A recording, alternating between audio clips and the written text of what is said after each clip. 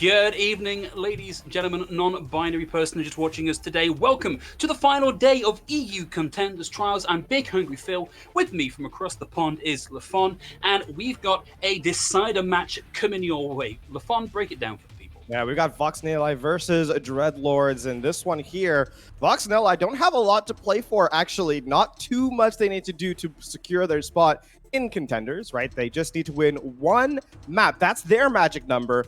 Dreadlords looking to play spoiler ideally, but it would have to be a 2-0 for them to move on. And for Dreadlords, I think an interesting proposition here is that compositional-wise, Dreadlords versus Nihili, there is a difference of opinion what we might see here.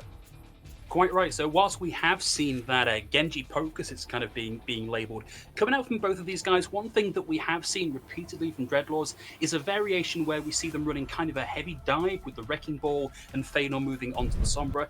And to be honest, it's kind of been a little bit hit and miss for me, Lafon.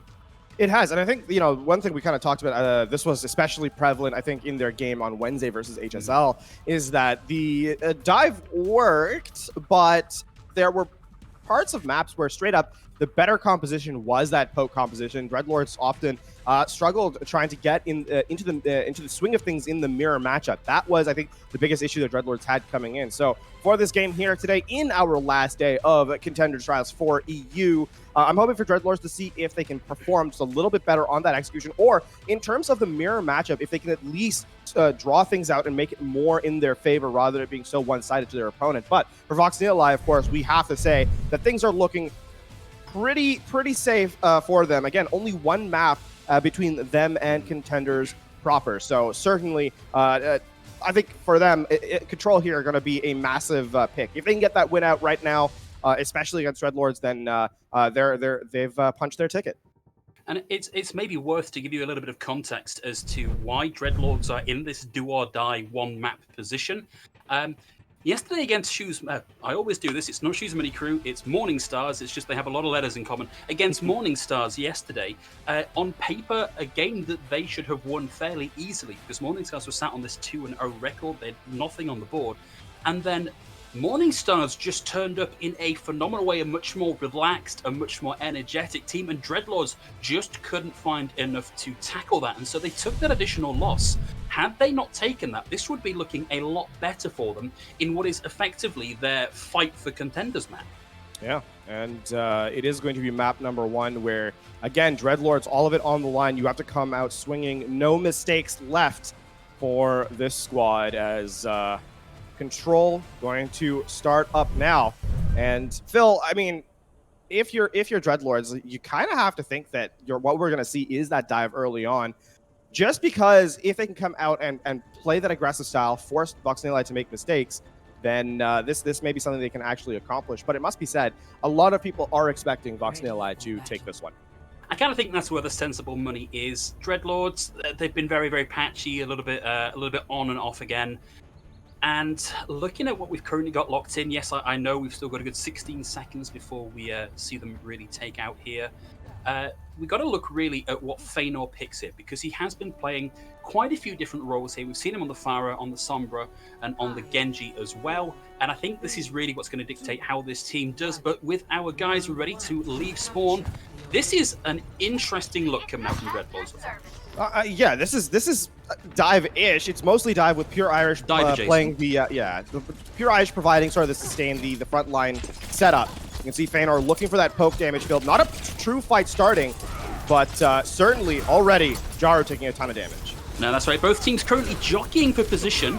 Feanor slowly getting his way up to this blade. Honestly, with how little time we've had in the map, 20%, not too bad. But this not looking like a particularly coordinated assault from anybody here. The Feanor looks like it's got into the backline and taken IDO out of the fight. And now it's going to be up to Pure Irish to try and equalize that. Feanor's going to get the second, however, so Pure Irish, a little bit of pressure off him for now.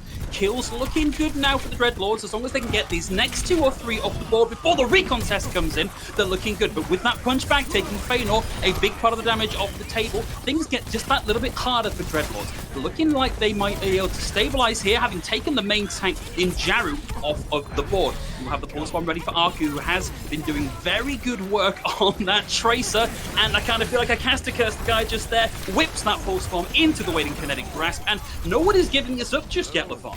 No, but it's going to be, I was going to say it's going to flip into Dreadlord's favor pretty handily. I actually, with Kurama taking that double kill, there is still an opportunity for Vox Nihili to re-enter. Oh, massive opportunity for a recontest here. Kurama gets in and gets one, but will get traded out. Pure Irish finds one with that Gravitic Flux, but doesn't manage to catch Jaru, who is still alive and ready to swing into the point. Has a huge amount of presence here, has the shatter, can shut out the dive. Won't quite connect to the charge, but still in and causing trouble. Chases off Feanor, who's going to have to play in this next fight, but they now have the points.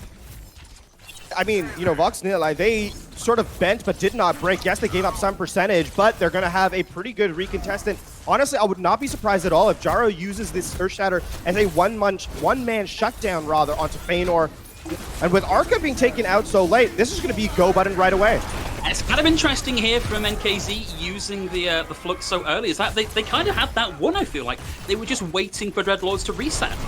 The best condition there is that you can just win more, right? You can shut down a push by getting a team wipe. Unfortunately, no kills come through, so it's more of a wasted ult than anything else. But again, look, there's the amplification matrix as Dreadlords eye their opening. Oh, well, there's the shatter. Won't get much around the double shield, and unfortunately nothing out of that. Does buy a small amount of space, but Arca's able to get in onto the backline, and now we've got the Nano Blade to try and ramp things out here for the Dreadlords. There's the triple, there's the quad, one last lonely target in the McCree, meleeed into oblivion, and Arca to finish off at 60% cap for Vox. That was a bold shatter that was very unlikely to get value. Remember, Reinhardt had his Earth Shatter stun time changed, so Jaru well out of range of any sort of kill. And unfortunately, Feanor, with no real detriment to his Dragon Blade, gets that 4K. An expensive fight to be said. Pulse Bomb going to whiff, though, from Kurama in the back line as Vox Nihili eye their re-entry. Getting close to a defensive minefield here for Task. You can see the High Noon coming up first. Won't quite manage to connect any of those skulls with any meaningful damage, but flushes Arca out into the line of fire of Kurama, so they put themselves into that 5v6, and now Kurama's going to have a much easier time here to try and whittle down some backline targets. Won't even find the backline target as a frontline target in his sight of Feanor. Only just able to get out of that one. There's the minefield now for Dreadlords. That's going to help just block out a lot of lines of ingress here for Vox Nihili. Arca's able to find Kurama here on the recontest. Jaru goes down, and it's looking like another hold here for Dreadlords. Yeah, Dreadlords are going to close out that fight pretty easily, and honestly, rather inexpensively as well. They do use the Gravitic Flux, but they're starting to build up towards their closeout resources here. Dragon Blade will be online, as will the Nano Boost. So the Nano Blade is in play, and of course the Pulse Bomb to close it out. So Dreadlords here looking pretty set for this final fight. It's going to be up to Kurama to try and find that early pickoff with the Pulse Bomb. Either that or Froki needs to preload all these guys up with the armor. That's a nice way to do it, though. Nat gets the only pick, and it takes Pure Irish off the table. Suddenly, that rock, the additional shielding, no longer their task, goes down, and it went to 99-60. Dreadlords, they back up, they give the space. They know they've got another crack at this. Certainly do, and they don't even use anything as they gave up that fight. So it was such a quick kill onto Pure Irish that Dreadlord said, all right, we're just going to give it up and we're going to come back in. However, that has bought enough time for Vox Nihili to get into position to start building their own resources here, Phil, as Gravitic Flux will be online, and that could be a great shutdown here on this blade. Well, that's what we're going to start things out with, and he dashes through, avoids the Gravitic Flux, but we already see the support lineup from Cloud and Source already taken off the table, and Feanor can only find one with the 2 ultimate combo. We're at 92 to 99 here, and as Feanor goes down, it's going to be down to Arca just to try and keep this alive that little bit longer. Got to keep things going for the recontest.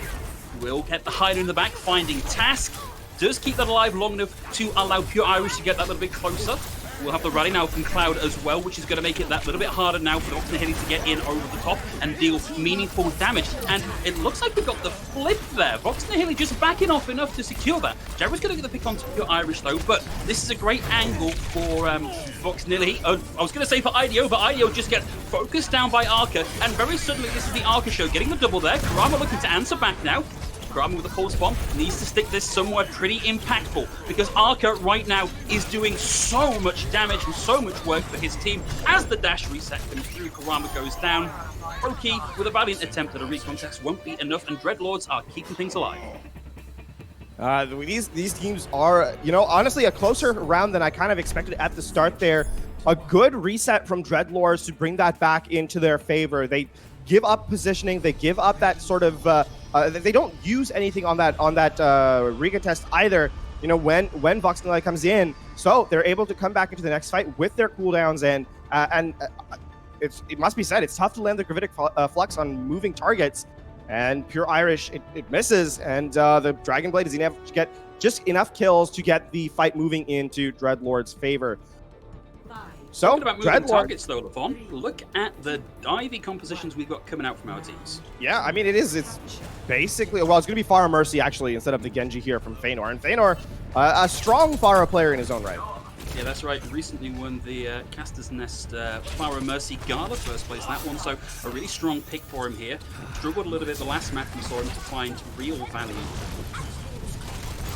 IDO and the Genji still will catch them as they try and rotate up onto the high ground. We're going to see NKZ go down first to be Irish with a bit of help there from Source. Big advantage now. A large amount of your disruptability and your health will taken off the table. Yeah, this is going to be a capture, I think, for Dreadlords as they head to point. Pure Irish is controlling the high ground here, just playing gatekeeper onto any DPS that come in, making life so difficult for NKZ. Man, that is NKZ having a real rough time of things right now. 2 entries, 2 deaths. We'll see the rest come through onto Source. No point cap just yet, but Dreadlords, they're kind of playing this slow, and they're able to. They're going to come out of this with a lot of ult charge ready to go too. Yeah, this fight is pretty disastrous for Vox Nihili, Phil, as they give up point, but they never really get that re-entry they were looking for. They don't reset, as you said. NKZ kind of forced out of the dive on both engages. There is going to be the nano boost available here, but Ido's so far away from his blade. Just a vanilla anyway, just going in, helping to build towards that blade, hopefully. But Ido looks to be getting focused, but will get a pick here. Source is going to go down. Res from Cloud should be available if there's a safe position. We'll see that come through now. Feanor and Arca both have their ultimates ready to go, and the barrage comes out first. It gets through the defense matrix, through the mesh. Won't find Baby Diva, but does get Froakie with the follow-up damage. Looks like to be another hold here for Dreadlords. Cost actually commits the Transcendence there in that fight, despite the fight ostensibly being won. And now the only 2 things that are going to be available for Dreadlords in this next engagement is the Minefield, which can cause some chaos on the point, and the Valkyrie from Cloud. So, I mean, this Dragon Blade there isn't really much to contend with it, aside from, you know, just taking Ido out by himself. He doesn't have the nano boost available, so he will be squishy, but a well-timed blade could provide value. It really could. There's going to be the minefield, traps a couple up on the high ground. Doesn't look to have done too much damage just yet. The Source is able to find Jaru here. Blade is still online, Valkyrie pop now from Cloud, and there is IDO on the high ground, toe-to-toe with Source. Will fall down, but Pure Irish and Feanor are able to help in running him over. Karama's going to find Feanor. Res comes through onto Source. May have wanted to keep that for Feanor to keep him in that fight that little bit longer. Minefield from NKZ will find a pick here, but it looks to be too little too late, and this is getting desperately close to last fight territory for Vox Nihili. It absolutely is, and Vox Nihili haven't confirmed the kills yet. Arca still comes through. Phil, this is not over quite just yet. Oh, Pulse Bomb comes through, finds Jaru. IDO still alive. They did get the flip, but it looks like Dreadlords might not be going for the full recontest. No, and actually Jaru does a great job there of making sure that the Pulse Bomb does not switch that in his favor. Arca sticks Jaru, but Jaru jumps in at the last moment to force Arca to die to his own Pulse Bomb. So Vox Nihili, they get that reset, and I mean, it's still going to be a long uphill battle as they're basically fighting from zero. It's really unfortunate that they're in this position. They will have a couple of things to try and start things off here. We'll have the self-destruct, but as Source goes down so early in the fight as the dive comes through, you're probably not going to want to be in this fight much longer. No, that's going to be a reset. 3 kills, that's it from Dreadlords there. Feanor stuck in a corner. Is going to be taken down as well. A very clean re-engage from Vox Nihili, but they do have the, you know, coming into this next engagement, they do have to kind of deal with the barrage and self-destruct combo from Feanor and Pure Irish. So a lot of damage on the board here for Dreadlords. Vox Nihili getting close to, you know, some tools to work with here. They will have the rally, which can cause us to stay in this fight for quite some time. that is quite a range to be firing a barrage in from. He knew there were a lot of tools there that could shut that down and was hoping for a Hail Mary, but it doesn't get anything. And whilst it's going off, we see Source goes down. Res comes through, but it's a trade with Feynor down here as well. So really for Dreadlords, we got to see this back out because they're not ready for this fight. No, there is only one fight remaining too in this round, as up to that 80% mark, the Dreadlords are, or sorry, the Vox Nihili is in last fight territory here. Vox Nihili, they can section off the point here, the minefield to close things out. Obviously the Primal Rage for the juggle, and Vox Nihili looking in pretty good position here. And it's going to be really rough to be Feynor right now because there is a nano-boosted tactical visor on the field from IDO straight into Feynor. The recon test stopped in its stride. That is going to be round number 2 to Vox Nihili, as there's just too much available there to go through if you are the Dreadlords. The minefield even playing gatekeeper on the point. So we will go to the third round. Vox Nihili one stage away from punching their Contenders tickets. Dreadlords looking to shut that one out, and their tournament lives here on the line.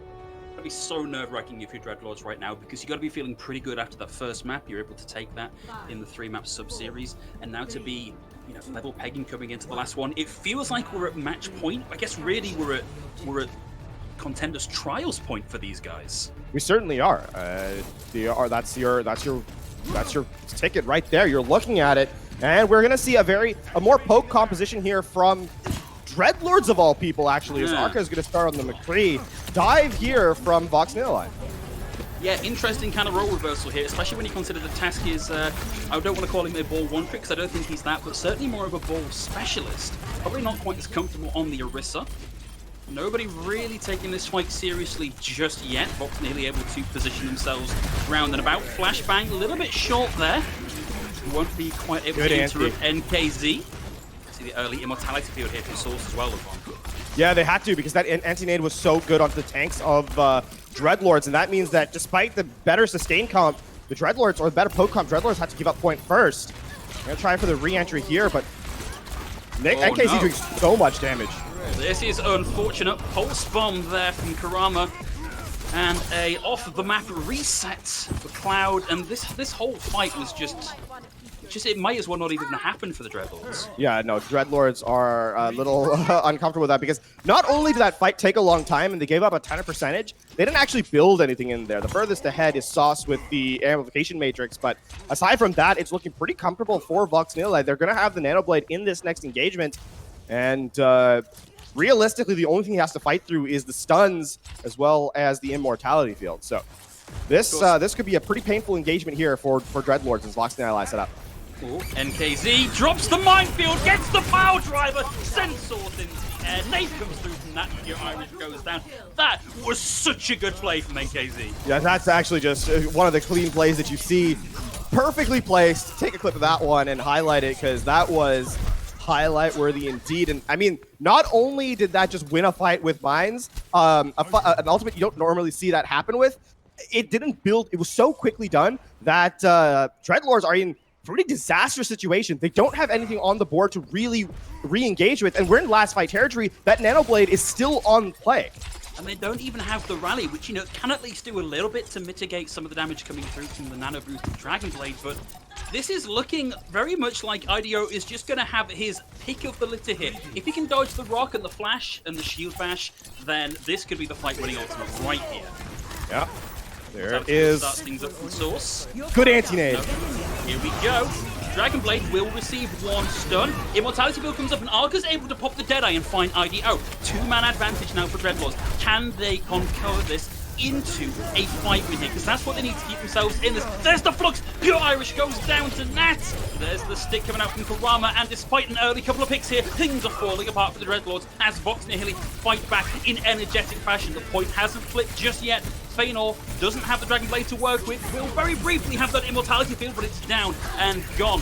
Supercharger on the field and very quickly off the field again here as well. And as soon as any sort of source of value for the Dreadlords comes alive, Vox Nihili find a way to knock it completely out of play at 99-0. It's going to be down to the Stalkhouse here for the Dreadlords to keep this going that little bit longer. Pure Irish down, and that is going to be it. Vox Nihili take the map, and they take that Contenders second place. Contenders. Vox and Nihili doing their absolute damnedest at the end there. Looked so close at a moment that it might have gone into a Dreadlord's favor. They had to dump everything. That 2-pick advantage. They shut down the Nano Blade. But unfortunately, at the end, they're not quite enough to close out the map. A good recontest from Vox Nihili. And as you say, they are now Contenders proper, as Dreadlords cannot catch them any longer, and second place rather belongs exclusively to Vox Nihili. It's a real shame for Dreadlords. They almost had that nice meaty underdog comeback story that we often hope for when we look at Tier 2 Overwatch, but Vox Nihili were just too clean. Dreadlords just lacking in a couple of key areas, and I kind of think that final map on Ilios in particular, where they just struggled to even generate enough ult charge to try and win a fight off the back of a set of ults, I think is emblematic of how Dreadlords have struggled in the back half of the season to really make a name for themselves. Yeah, it is. It's going to be, that being said, it's not quite, the game still needs to be played out. We still have our second map to go at the very least. And for Dreadlords, yes, your chances at Contenders are over, but here's where you got to kind of continue to play up to your opposition rather than sort of take it lying down. It's a pretty crushing place to be in, but I think at this point, it's about proving to yourself, and I think to our viewers and to everyone around, that this position you're in right now for Contenders this season, it's not a possibility for you, but there are going to be further Contenders trials in the future, and you want to kind of make your best mark here and continuing going forward. So there's still a ton of gameplay left, and I think for Dreadlords, doing their best would certainly keep some eyes on them here in this series. That's right. There's still a lot of lessons to be learned here with the change-ups to the Contenders format and the fact that this is a much more regular drumbeat, that you're going to have these opportunities for trials and a shot at Contenders. Dreadlords are a month at most away from getting another go at this. Yep. So showing that you can do this here and just generating good VOD review footage is going to be invaluable for these guys to make a better crack at it next time. Absolutely. We do have to highlight there is going to be one sub in this next map, as Pingu is going to come in for Kurama on the DPS role there. So that's something to keep your eye out on for Vox Nihili in map number 2. Dreadlords, same roster since the start. They will continue as such. And we'll be back in the game in just a moment. But Phil, I mean, one thing that kind of impressed me with Vox Nihili is that we knew them to be pretty good in the poke mirror, in that Genji sort of reset double shield composition. But I mean, the dive looked pretty clean from them as well. It's interesting to me that we've been talking the past couple of days of Dreadlords running this unusual composition when everybody seems to be running Genji, poke, and mirror. The fact that Vox Nihili were able to take them to task on a composition that they maybe haven't been running as frequently as Dreadlords have, and to make that look even better than Dreadlords have been making it look, I think says a huge amount about the caliber of Vox Nihili as a team. There's a reason that we are seeing these guys going back up to Contenders for the second season in a row. So if that's upwards from here for them on compositions like that, I'm going to be interested to see how it works out. Certainly, and this is it looks pretty promising for Vox Nihili actually as things moving forward. We are going to head into map number 2, Blizzard World.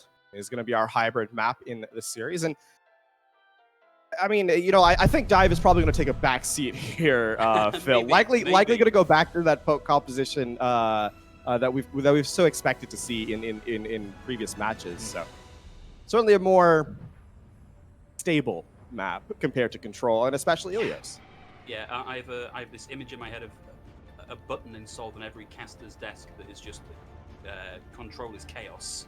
Because it can be a little bit difficult to predict how these other maps are going to go, what compositions are going to be run. Like, it's much more of a roll of the dice trying to win consecutive team fights in the same space over and over again. Certainly. Once you move on to payloads like this, it's a little bit different. Looks like we're going to have a short technical pause for a second here, guys. I think, like me, a little bit overwhelmed by all of the sights and attractions of Buzzworld. I mean, I think everyone at some point has said this at some point or another, but Blizzard World being a real-world attraction would be kind of an interesting proposition. Yeah. I think this is maybe them going, we think this would be a cool idea, and, you know, any investors that maybe want to send some money our way to help build this, you know, we'll keep that in mind. That's what it feels like from Blizzard for me. I gotta say, Lafon, Overwatch is the first Blizzard game that I was really into in any way, so I kind of don't get a lot of the references in Blizzard World. Yeah, I don't get them at all. Blizzard Overwatch is the first Blizzard game I've played to any real extent, so you know I'm kind of out of the cold here when it comes to all those references and stuff. But I'll tell you I'd go to an Overwatch land. I go to an Overwatch land. I get Lost Vikings. I played that game on the EMEA back in the day. Ah, okay. All right. I mean, we'll have to get someone to teach us all these little hidden references and metaphors and in jokes, so to speak. Speaking of which, Dreadlords moving up through the lost and found of Lost Vikings. Kind of a split approach for now. Vader on the low ground. Takes up onto flight to Duskwood. We didn't get a chance to mention it, but it is going to be that dive-esque composition from Dreadlords to open up here. Task back on the Wrecking Ball. Yeah, Task on the Wrecking Ball makes sense. I don't really know what value Pure Irish brings into this, other than being able to add a little more defensibility for Cloud and Source and not leave them alone as the tanks dive in. I mean, he's going to be able to take a brawl on the front line, have the shield. Ooh. Oh, Task! Oh, Task just had the worst time in the world there. Stunned, taken down to next to no health and only just able to get out. And Feanor, unfortunately, not even able to do that. Unless it's a very quick punchback here from the Dreadlords. It's going to be nearly holding here for now. There we go, that's the punchback. Froki trades out immediately to Cloud. Source is down as well. Back to spawn. Do not pass go. Do not collect 2 bullets. And it is Task who's the one who starts the round at basically no HP, the only one going to escape that fight. As Vox nearly send themselves up, back, and reset.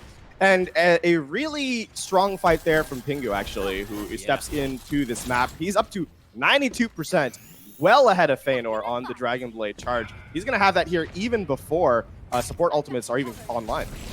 I mean, really, we're going to have a minefield on board. We're going to have a nano boost on board, but I don't see those finding too much value here unless Feanor can get really lucky just without even his Dragon Blade available, and that seems like a risky composition. You're going to have to wait for Feanor to get this, surely. Yeah. Passive percentage is going to get the Dragon Blade online here, so Pingu, it's all eyes on him. Power driver in, but it just wasn't quite quick enough. No kills on the board just yet for Pingu, as Feanor was able to dash away, so maybe would like that blade back, but, you know, the kills were there anyway for him. And he dealt the lion's share of the damage in that last engagement, right? The slash caught 3, and the cleanup was there from the rest of his team. So, you know, usually we expect this Genji to have the super high, flashy moments in the kill feed, but a good team player there from Pingu, and a clean fight win, just the Dragon Blade required. Now, Dreadlords are, yes, they're going to have tools coming online, but there is significant pushback available here from Vox Nihili, especially in the form of the Supercharger and Rally. That's right. Feanor finally inching his way up to the 90% mark on the Dragon Blade, but as you say, lots of tools available here from Vox Nihili to discourage this. Task, over in the background, maybe looking for his moment to take that roll through and drop the minefield and really start this fight up. A little bit slow on the approach, we'll see him pile in. Now there's the minefield, power driver in over the top. Feanor now has the Dragon Blade ready to go, but they lose Arca, who threw in the pulse bomb and couldn't find anything with it. But this is now in the final minute here for Dreadlords. They've got to make something happen. And right now, without Arca, they're at 5v6, and there's nowhere for them to go. I think they should still go without Arca. Arca will go beats back quickly. Here's the Nano Blade.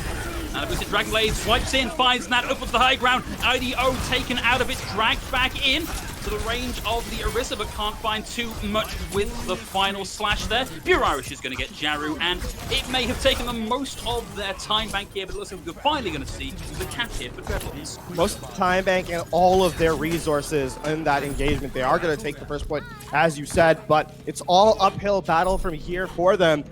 They will have a fight that they should just...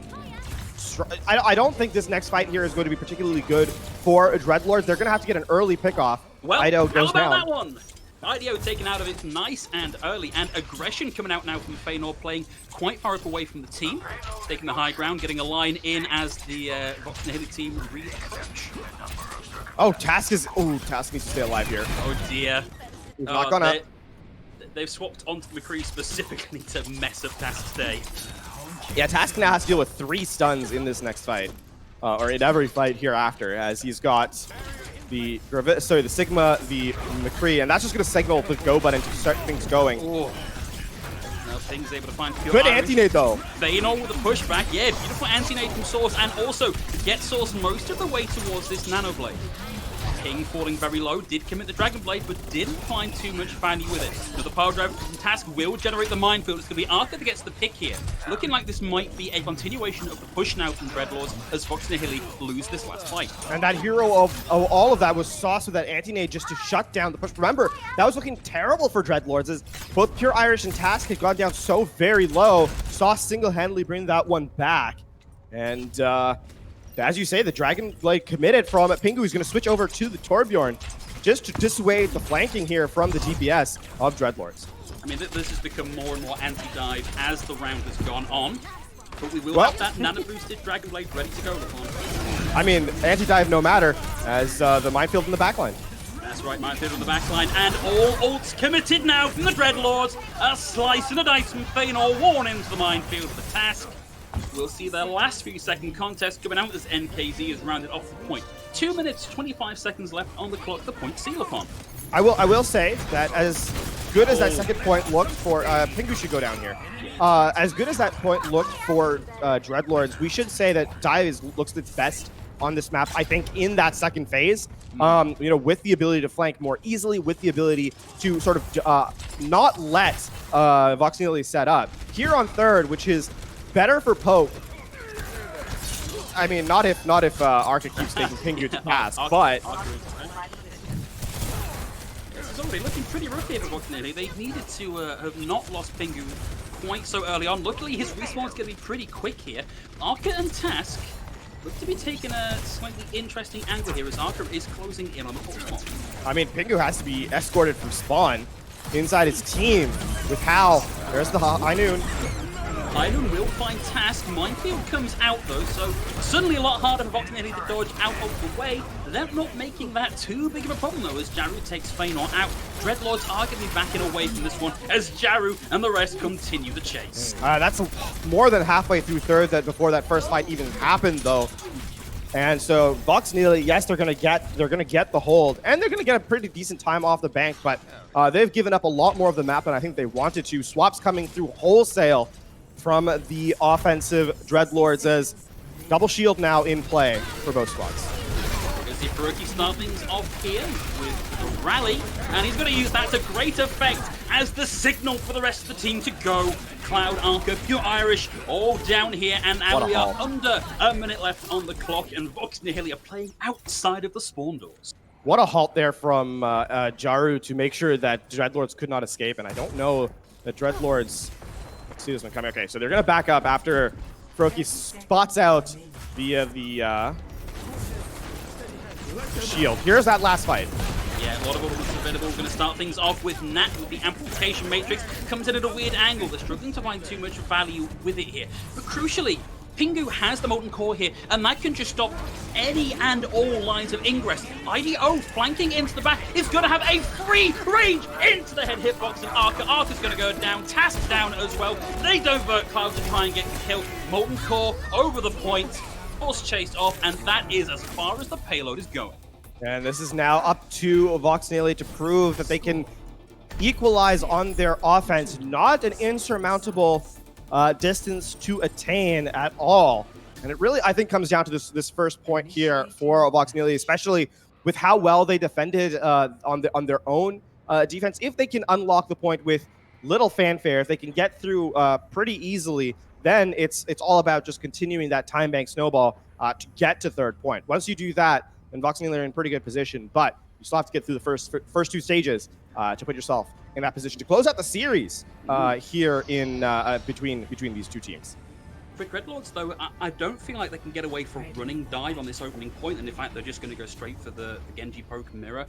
And arguably, they've been the team that have been looking the lesser of the two on this composition, so setting themselves up in a very difficult situation, Lafon. I think this is the first time we're seeing the true mirror right?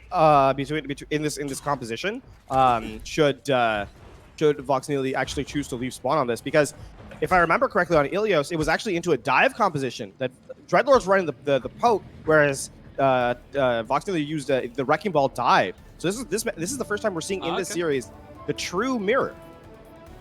Well, I stand corrected. Thank you, Lafon, for keeping me honest on that one. Still, I think, just given what we've seen from Dreadlords and from I agree with your point, certainly. Okay, fine. Thank you. Glad to have it backed up by a competent authority. I was preparing to backpedal that. Well, Dreadlord's going to be holding up close here for now. It's a point that they can abandon fairly easily if they want to, but always seems kind of risky holding here. That halt into the dynamite. Oh. Next, IDO is going to get a quick quarter of the ultimate charge already, and Dreadlords are going to now have to back up and play on points. Low ground side. This is going to be a difficult fight now for the Dreadlords as the TNT collides in, and IDO halfway towards this ultimate.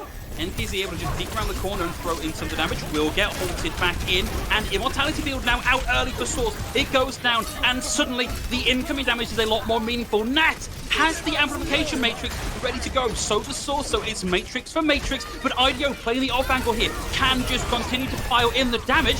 Feanor already has the blade though, has the rally over the top. He's going to be so hard to stop. Slices in, finds Nat, will get stunned out, so only gets one kill out of that one, but it's enough to buy them the advantage to take down the mob and to rebuff Vox Nihili for Nat.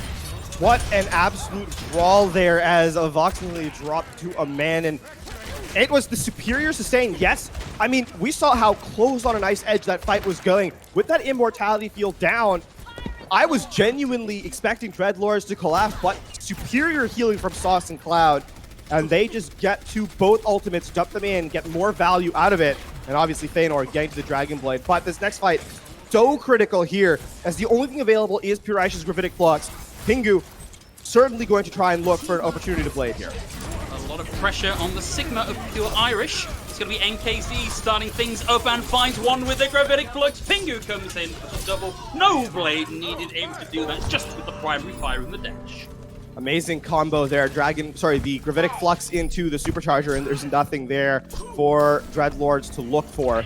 Again, they didn't really have much to commit to that fight, so they're going to give it up points A. Now starts the long march on point B as Vox Nihili looking to press their superior numbers. And still not that much to play with Dreadlords. It's again going to be down to Pure Irish trying to make something happen with this Gravitic Flux, but he's going to be coming into a Dragon Blade. He can at least isolate that out and stop getting too much value. Feanor had to retreat softly just as he was so low to the, so close to dying there. Will now have the Amplification Matrix online for Source, so might buy them an opportunity to recontest the card fully here, but of course while all this is going on, we've got the Genji battle up in the air on the high ground, ignoring the rest of the team. Everybody else is still slowly generating those ultimates ready for the recontest. You are not moving as quickly as you maybe might like, or moving more quickly than you would like if you're the Dreadlords. Dragon Blade over the top here. Oh no! Beautiful shutdown there with the Supercharger just coming on board for task. Gravitic Flux finally used there from Pure Irish as well, and Dreadlords managed to put the brakes back on this car. A sad Dragon Blade there from Pingu. Comes over the top, stares the entire team down, and then instantly dies. More like my Genji gameplay. But heading into this next fight, Feanor is actually going to have the Dragon Blade online, and Cloud's so close to that rally. Here, I mean, Dreadlords have the advantage of high ground too, so they're setting up a firing line as Vox Nihili enters, and here Dreadlords are suddenly looking like they're in control of the second phase. Indeed they are. Vox Nihili looking to rotate up through the StarCraft building on the left-hand side, but Dreadlords able to match that aggression. The dive comes through, the dash comes through. Feanor able to get the reflect off. Will take out the Immortality Field and open the door for Pure Irish to get the kill onto Nat. Finds the dash and the kill. Arc is going to go. Arc's going to take IDO down, and it's just Jaru left trying to sneak this cart through whilst the fight was happening up above. Yeah, that cheeky play is not going to be taken lightly at all, and Dreadlords holding strong here. And impressively, not that much committed in that last fight from Dreadlords. So they still have both support ultimates online, and Pure Irish building up towards that Gravitic Flux. So they are pretty pretty set here in terms of resources. And again, remember, they have high ground, so it's going to be very difficult to execute on this Gravitic Flux from NKZ, despite him having it. They have to push into a position where they can get line of sight and protect their Sigma to be able to get this Gravitic Flux off for Voxnil. We're going to start things off with the Amplification Matrix from Source and the rally from Cloud. You see IDO taking an off angle here down on the low ground. Has the Bob ready to go if they need it. In fact, that's going to be Bob coming out now. Now, Vox Nihili take the high ground away from the Dreadlords, forcing them back onto the car, giving them the offensive position, taking up the defensive position, and looking to use that to their advantage. Ping in the back, though, able to find one. Looking for the second. Won't fight with the dash reset, and there is a rallying Grig on the point, but that is it. And Vox Nihili finally get themselves back on the cards. And the cart is going to start rolling, and there is a small contest available now. It's all about how quickly can Vox Nihili shut down this push. As Dreadlords, they're going to send this task over to contest. Looks like he was booted away there just long enough to stop the recontest coming through. The one thing that Dreadlords have done here, though, is they've matched the time bank after a very poor point 8 defense. It's looking a lot more level coming into point C. Certainly is, and Task actually switching back to the Orisa here is, was just a last-second contest, so very expected. Now it's all about the execution on this aggression, because Vox Nihili, they still are in pretty decent shape if they can prevent the recontest from happening. If they can force the resources out of spawn, then Vox Nihili can come into this fight with the ultimate advantage. Here's the Amplification Matrix. That's right, loads things up. Most of that going into either the Immortality Field or the Kinetic Grasp. You see Ping looking for an Angu here. Flux comes in, out comes the blade as well, slices through the brick, but the pop on the field from Arca more than equalizes that, taking Pingu out of the fight. Jarrah's going to fall here as well, but the card wasn't contested. The card is now scanned 3 meters away, and there is 1 minute 30 seconds on the clock. It doesn't matter if you're the Vox Nihili and you've lost the fight here, you've got another good crack at this. A good crack at this, but with what? What's in your toolbox to bring this fight home? It is just the rally, actually, from Broken coming online. Feanor is going to have the Dragon Blade here. Amplification Matrix, they want to press their advantage. Yeah, they want to burn as much time off this clock as possible, and it's forced Vox Nihili round the corner. They don't want to walk into that double damage window. We are now actually in just last fight territory with a minute left on the board. Only one good fight remaining for Vox Nihili. We'll have the rally here from Kroki to start things up. IDO so close to having the Bob here to create some space, but there's Feanor with the blade, takes down the Immortality Field. Pure Irish is going to find Nat here as well. The Bob has to be the equalizer here in the final minute of the fight, because right now this is not looking great for Vox Nihili. Dreadlords so close to putting on a hold. So close indeed, Pure Irish tabled out. I was able to find Kroki here, going for the rotation through the back passage, but the car, they don't get anywhere near the car. The flux comes through and it stops the recontest. That's so unfortunate for Dreadlords. You were so close to closing that out. Vox Nihili with the read there in that last fight. It was a bold attempt to get the recontest through the backline for Dreadlords, but Vox Nihili read them cleanly. They call the Gravitic Flux, walk to point, and as you say, use that to prevent them from touching.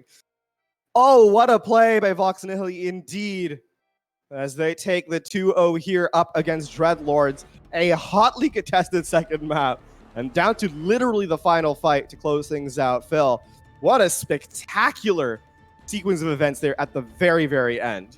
I mean, if you're Dreadlords, you know that you weren't getting through to Contenders this season. You've got to be happy with your performance in that second map, especially when you consider how Control went. They looked very, very good on the second point, and there was a moment there where Vox Nihili didn't look like they were going to get a crack at point C. Dreadlords really found an extra gear here. It was just too little, too late, and kind of a misstep on that final point C attempt to recontest. I mean, it's a tough place to be, right? Because you can't just send someone to point, because they will be taken out instantly. And again, Vox Nihili were operating at a disadvantage. They had lost their Baptiste in the early part of that fight. So I can understand why Dreadlords chose to take that fight the way they did. You know, they thought they had the better sustain and wanted to get to the card to contest in a moment. But as you say, a great play there by Vox Nihili to use the Gravitic Flux to force no contest on the map, and so end the series. And you know, credit to Vox Nihili, they make their way forward. They hit their magic number. Not only did they get that one map, but they got the second one as well, take the victory, and now set themselves in firm control of second point here in Group A. Right, really, really solid performance from Vox Nihili. Can't wait to see how they're going to perform in Contenders proper, because of course they didn't go out to the top of this group, and the other group in Contenders Trials is going to be similarly competitive. So the fight is not over just because you've gotten your way out of Contenders Trials. If anything, you've just opened yourself up for a much more difficult fight. But Lafon, I do believe we've got an interviewee coming our way. Indeed, indeed. In the chat. Hi, welcome, congratulations. Thanks. So how are you feeling now that you've secured that Contenders spot? Feeling pretty good. All right, Jaru, walk us through that last fight, because I think everyone was kind of a little bit surprised as to that moment, right? It was on teetering on that very brink of failing, but at the very end, you guys flip it in your favor. What's going through your guys' thoughts as that fight happens? Which fight in particular are you talking about? The last fight on offense of Blizzard World. The last fight, I'm not gonna lie, I can't even remember, because like we were just like spamming comms, so like I can't remember what happened. The only thing I remember was that we somehow pressed Q, they backed up into like a room, and then we like fluxed them away from the point. So that's all I can remember.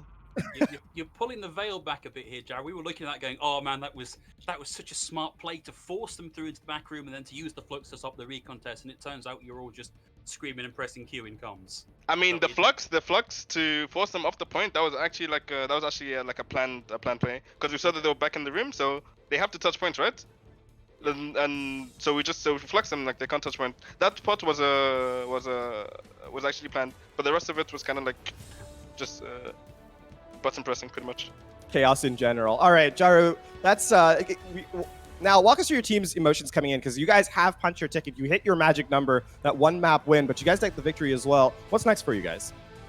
I think compared to a lot of the teams that are currently contenders, we're still pretty like inexperienced, right? So I think that we kind of have to still prepare a lot to get onto the level of a lot of the experienced contender teams.